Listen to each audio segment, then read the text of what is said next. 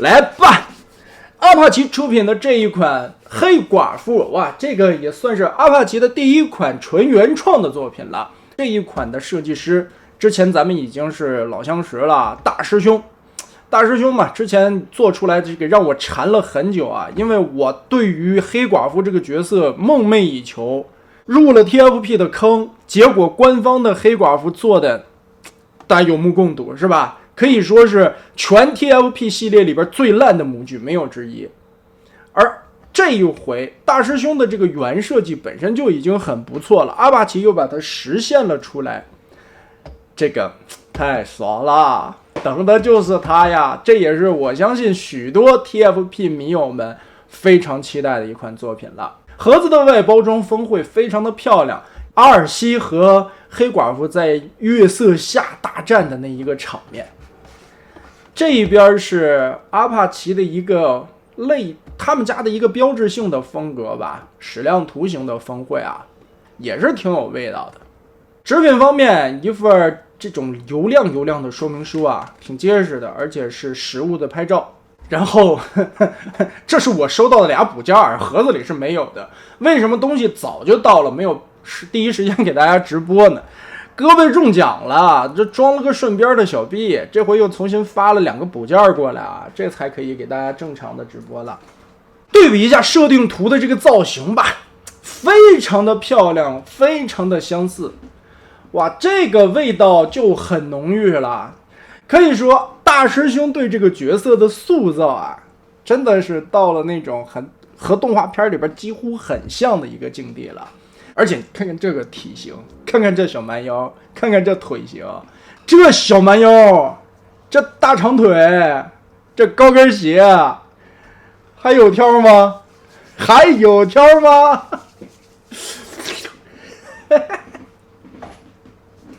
下意识的打开电脑，赶快翻出那套本子看一看，真不错，真不错。其实这些元素啊，对于原著的一个还原度来说都是非常不错的，甚至于其实原作设定里边，它这个感觉是那种很修长、很尖锐的一些造型，胸是方方的，腿也是方方块块的。但阿帕奇这一回啊，它整个修出来是一种圆圆润润的造型，感觉身材更鼓了那么一点点，这种曲线会更好看一些。那背面来看呢，其实这个直升机的螺旋桨也是可以跟这样很诡异的一个角度折叠过来，在人形的状态下，其实这个螺旋桨的变形就是这个样子啊。你看我们在设定图里边的这张背影图也是那么很诡异的摆着几个角度。人物的比例方面，其实这个就是一个很诡异的现象了，因为本身来说 TFP 的阿尔西他做的就大了，这一回的黑寡妇呢，其实比阿尔西高出半个头。如果说这2个放在一块儿的话，这个比例是很合适的，但是他们俩不能和其他的 TFP 玩具放一块儿，比例就不合适了。所以呢，其实这一款应该是标着这个出版阿尔西的这个身高来做的，但这2个放在一起吧，不论是美型风格还是这个身高的配比，其实很有那个味道啊！真的，这个就是 TFP 的味儿，这味儿太正了。它不像是一个什么第三方原创设计啊，它有的时候第三方做东西，它做不出来原著里边的味道，这点很难把握。像很多，比如说我们拿 G1 举例子，很多的第三方玩具在做 G1 的造型的时候，对吧？它把那些元素其实都能做出来，但是味道差了一点点。而这一次的这个黑寡妇，它的味儿很正，很 TFP， 这个就是配阿尔西的，所以你放在和其他的霸天虎摆在一起，其实都不对。阿帕奇这个声波已经算是把原来的地级别放大了一圈了，这2个身高看起来还是有一点不搭，黑寡妇应该再更小一点点啊。这2个在动画片里边也是有对手戏的。本来以为声波只是一个谍报人员，没想到战斗力那么强，几下就把黑寡妇撂倒了。所以呢，在比例这一块真的是很可惜，但看在这么漂亮的一个体型，还有这么精彩的一个原设的一个忠实的还原上边，也就释然吧。毕竟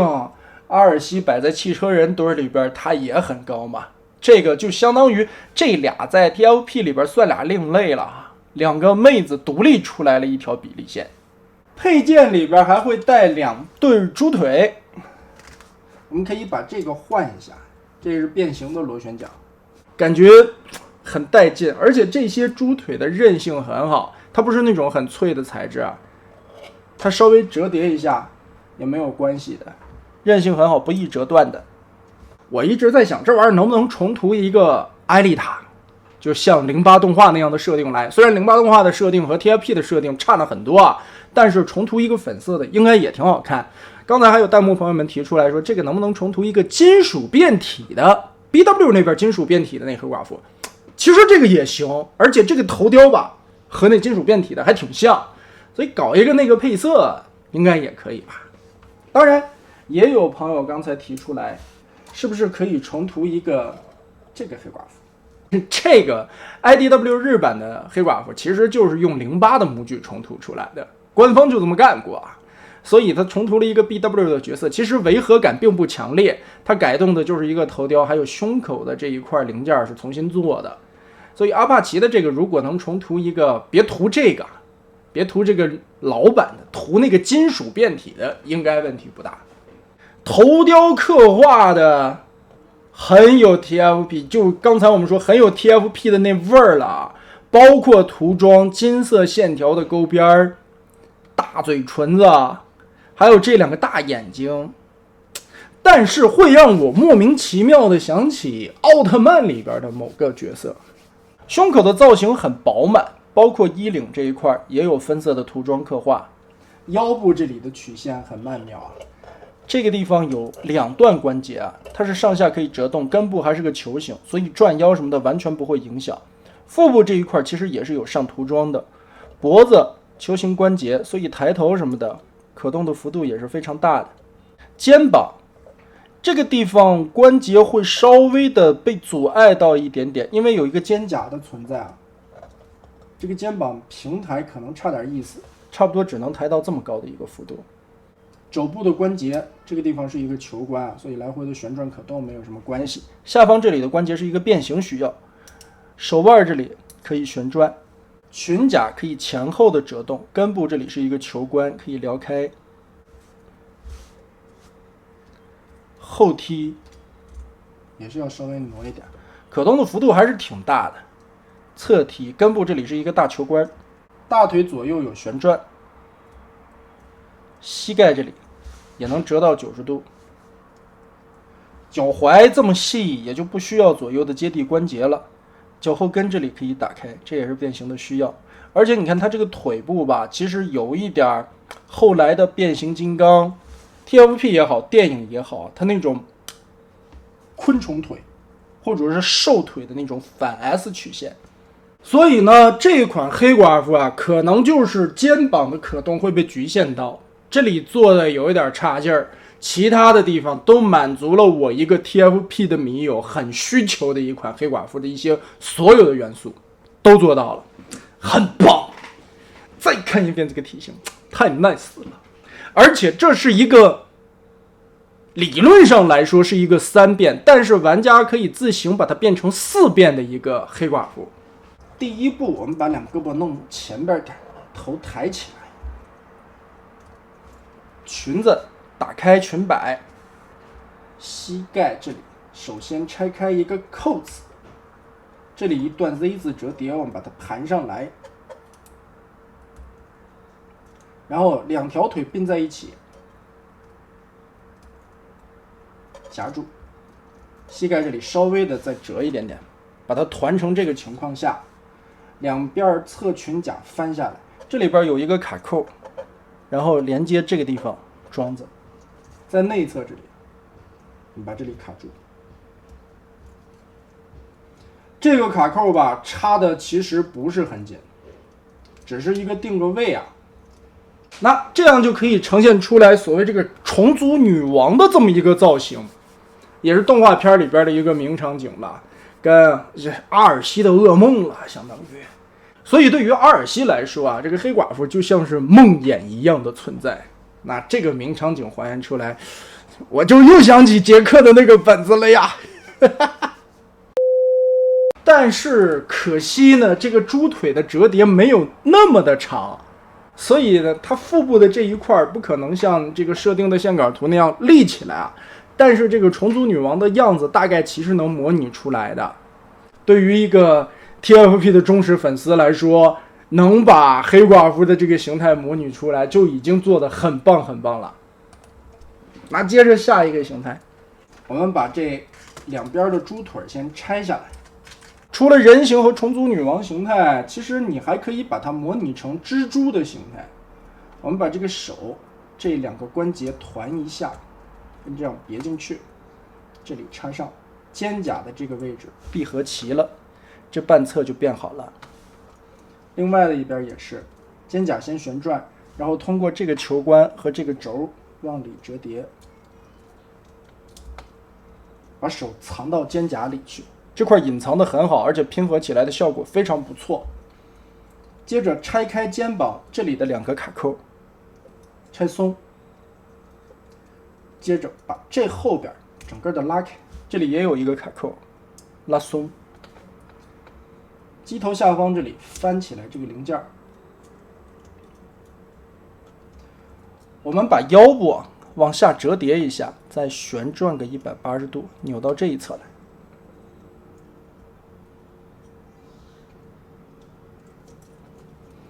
这边我们就回归吧，整个的打开。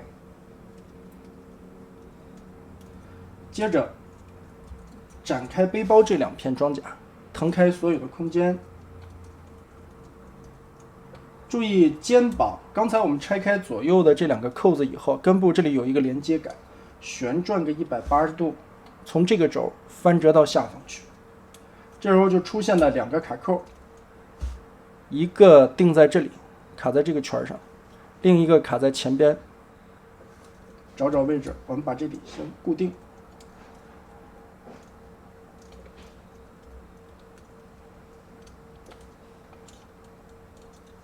好，完全的卡上。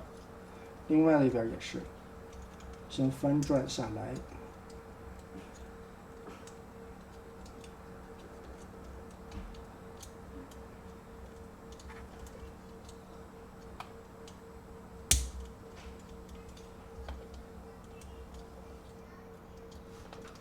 机头跟这样先变完。这一块嘛，我们旋转个180度，转到后边来，把这两块再放下来。其实也就是一个半变形蜘蛛的半变形飞机的过程，但是后边的腿还不要团开，这样假装能模拟出来一个蜘蛛的腹部以及头部前边的样式，把胯部这里的花纹想象成蜘蛛的复眼吧，然后再把这6条腿拿出来，哎，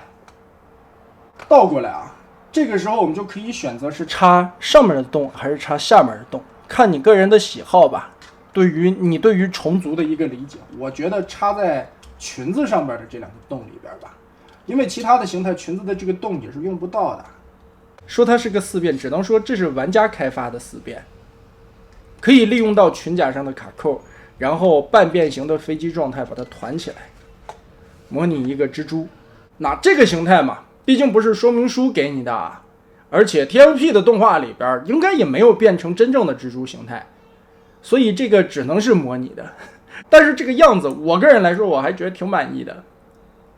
然后咱们就把这个蜘蛛腿给它拆了吧。